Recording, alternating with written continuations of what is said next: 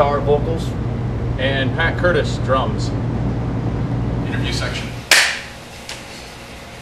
We're north of Grand from Des Moines, and we got started in 2003 as North of Grand. Before that, the three of us played in another band in town for several years and recorded a couple albums. Since 2003, we've now recorded 5 albums. We've played in about 25 states across the country. We're coming up on close to 500 shows total.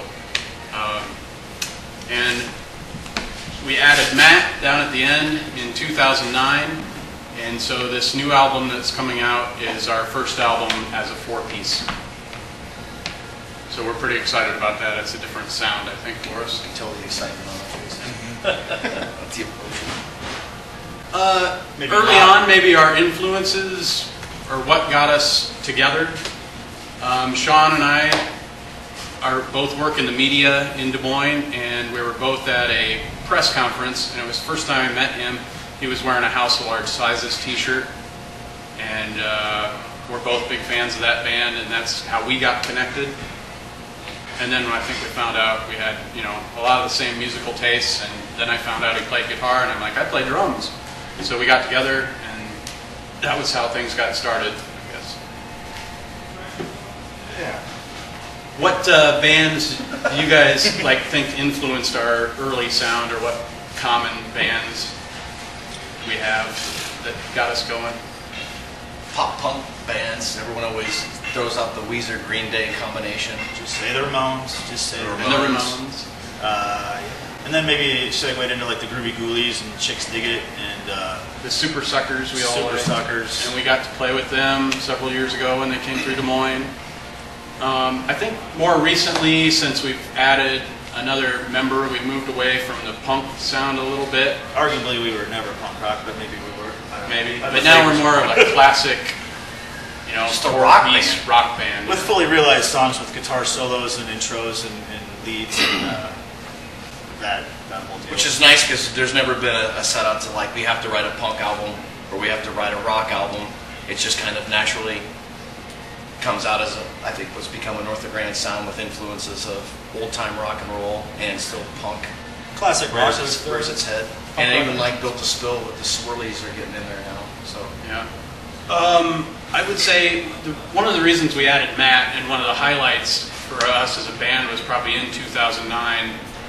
We told him we were getting play at the Simon Estes Amphitheater, and Matthew Sweet was playing there, and we were asked to open. And we went to Matt and we were like, you know, we'd like to sound bigger than we are for that stage.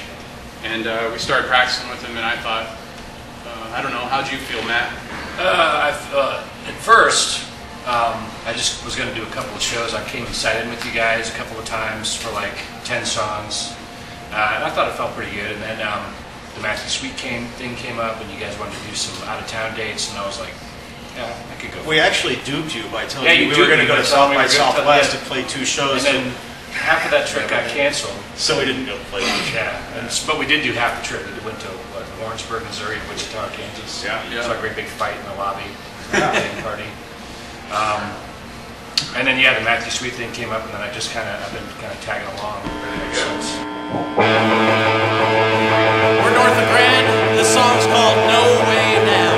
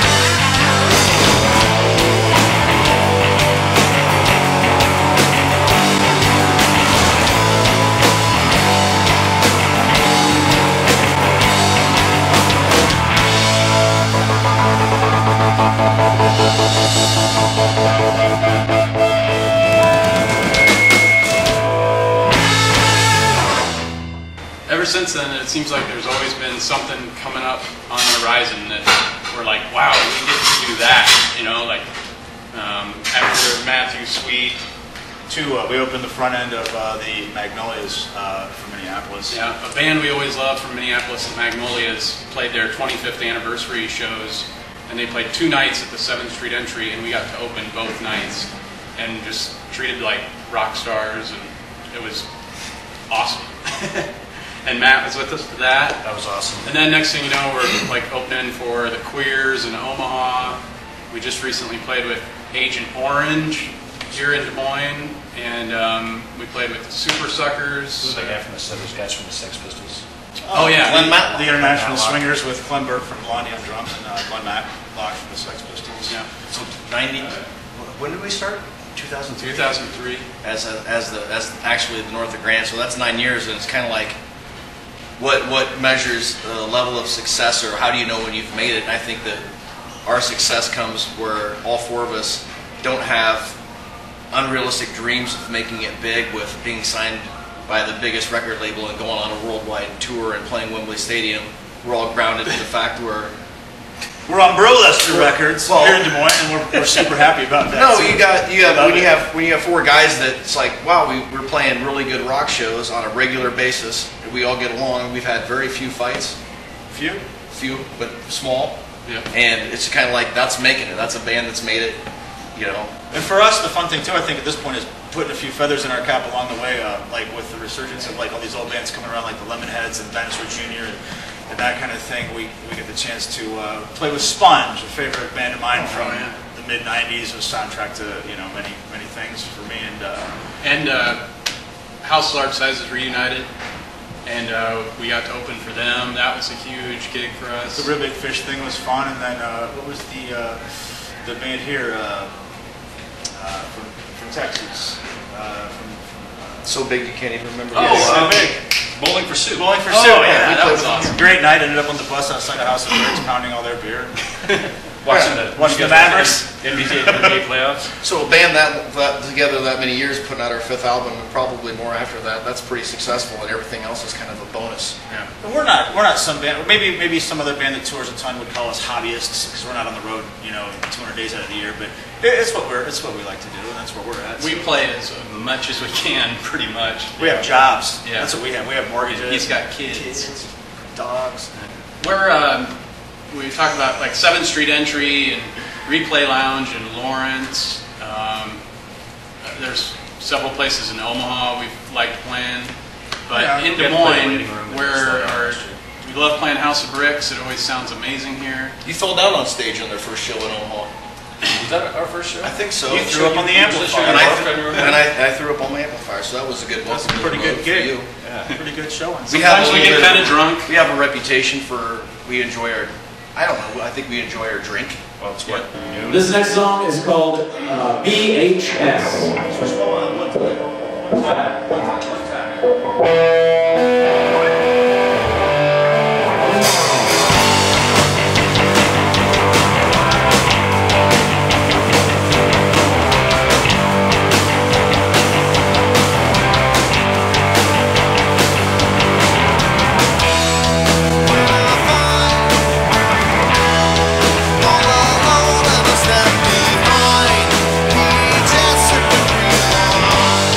August and oxide and all low.